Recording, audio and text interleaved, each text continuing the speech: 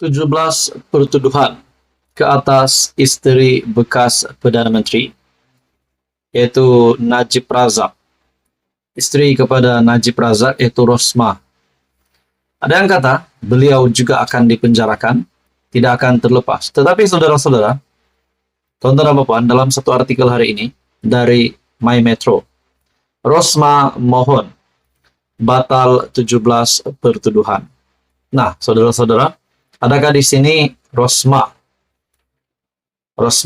istri Najib Razak, bakal 17 pertuduhan yang diterimanya ataupun dihadapinya bakal dibatalkan?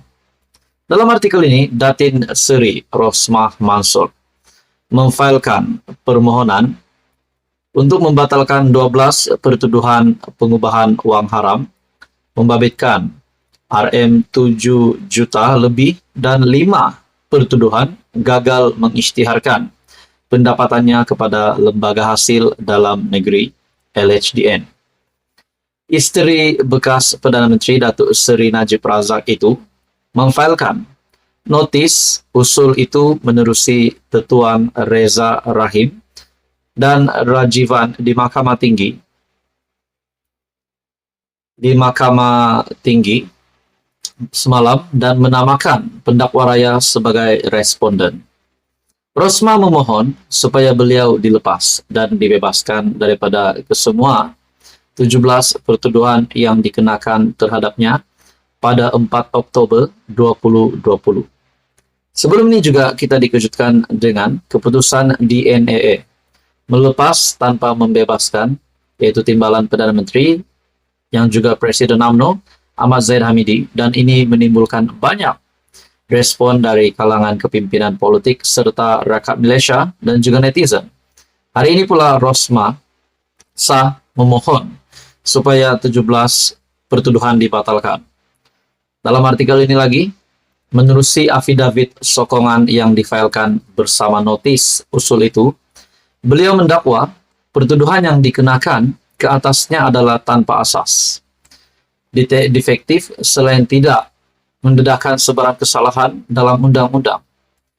Kesemua pertuduhan itu secara asasnya adalah untuk berlandaskan bahwa saya kononnya gagal untuk memfailkan pulangan yang diperlukan di bawah Seksyen 77 dalam kurungan 1 Akta Cukai Pendapatan 1967, Akta 53, yang bertentangan dengan Seksyen 112 Akta Cukai Pendapatan 1967. Pada masa material, Ketua Pengarah LHDN tidak pernah menyerahkan kepada saya sebarang taksiran, permintaan dan tuntutan seperti yang diperuntukkan bahwa Akta Cukai Pendapatan 1967 yang menjadikan jumlah berkenaan boleh dikenakan bayaran. Nah, pada akhirnya saudara-saudara, istri kepada bekas Perdana Menteri Datuk Seri Najib Razak, itu Datin Seri Rosmah Mansur, memfailkan permohonan untuk membatalkan 12 pertuduhan pengubahan uang haram, membabitkan Rm7 juta lebih, dan 5 pertuduhan gagal mengisytiharkan pendapatannya kepada LHDN. Artikel dari My Metro, Rosmah mohon batal 17 pertuduhan. Hai, hello, salam sejahtera Malaysia, tuan-tuan dan puan yang amat dihormati sekalian. Pilihan raya di Simpang Jeram. Akhirnya saudara-saudara, tuan-tuan dan puan, pengundi-pengundi akan mengundi pada pilihan raya di Simpang Jeram nanti. Ada yang kata kerajaan PHBN akan menang. Ada yang kata pas pula tiada harapan. Nah, saudara-saudara, dalam satu artikel dari Sinar Harian, ini pasti satu keputusan ataupun tajuk berita yang mengejutkan kepimpinan PAS dan juga Perikatan Nasional. Satu artikel dari sinarharian.com, PAS sudah tidak relevan di Simpang Jeram, kata seorang bekas adun. Wow, bagi saya ini satu lagi kejutan baru untuk Muhyiddin Yassin sebagai pengerusi Perikatan Nasional dan juga Presiden PAS sendiri Tan Sri Abdul Hadi Awang sebagai timbalan pengerusi Perikatan Nasional. Bekas ahli Dewan Undangan Negeri Adun Sungai Abong, Dr. Sheikh Ibrahim Sheikh Saleh, menyifatkan Angan-angan PAS yang mahu kembali merampas kerusi berkenaan yang kini dikenali sebagai simpang jeram, sebagai sia-sia. Kerana parti itu sudah tidak relevan di kawasan itu.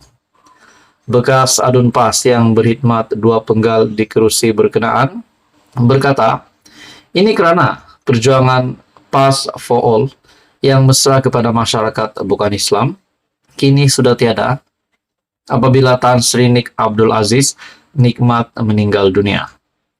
Dulu, PAS sesuai dengan jiwa saya. Masa itu perjuangan kita mesra kepada masyarakat bukan Islam. Bila ada PAS for All, itu slogan yang dapat sambutan daripada masyarakat Cina, India. Luar biasa kita tak jangka. Sangat sesuai dengan perjuangan saya. Tapi apabila Allahyarham Nik Abdul Aziz meninggal, slogan itu mati. Jadi PAS yang tinggal ini sedikit ekstrim dan hari ini nampak lebih ekstrim lagi dengan macam-macam isu Melayu, agama, raja-raja ataupun 3R dimainkan dan ini sudah tentu tidak sesuai di simpang jeram katanya kepada bernama. Nah, tuan-tuan dan puan, menurut Anda, apa yang dinyatakan oleh bekas adun yaitu Dr. Sheikh ini, adakah kenyataan ini benar dan adakah Anda setuju dengan kenyataan ini?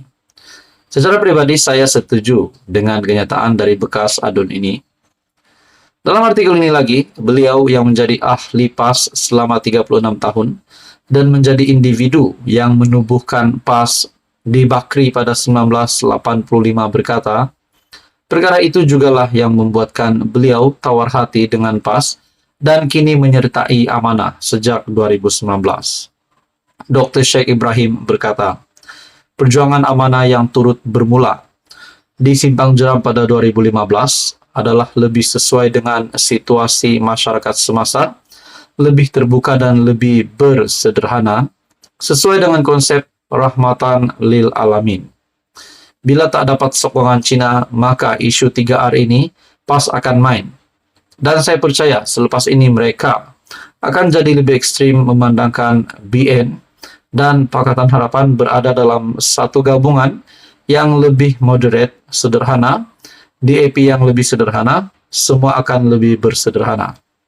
Katanya, hasrat PAS yang mau melahirkan doktor kedua itu, yaitu kemenangan calon berlatar belakangkan pakar perubatan, di simpang jeram melalui pendekatan kempen calon PN, merawat dan mendekati pengundi sakit, hanya dilihat sebagai gimmick bagi meraih undi semata-mata.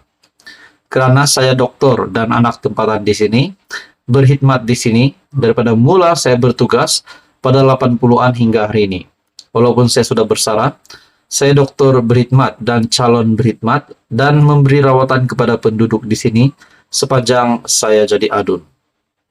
PRK di simpang jeram dan parlimen pulai menyaksikan pertandingan 3 penjuru antara PN, BNPH dan Bebas dengan calon PH Nazri Abdul Rahman akan berdepan saingan ahli jawatan kuasa PAS Pusat Dr. Muhammad Mazri Yahya daripada PN dan calon Bebas yang juga ahli perniagaan S. Jeganathan. SPR menetapkan pilihan raya kecil bagi kedua-dua kerusi itu diadakan serentak pada Sabtu ini. Jadi adakah di dua pilihan raya kecil ini bakal dimenangi oleh kerajaan ataupun PAS PN? Seperti yang dinyatakan oleh bekas adun ini, PAS sudah tidak relevan di simpang jeram.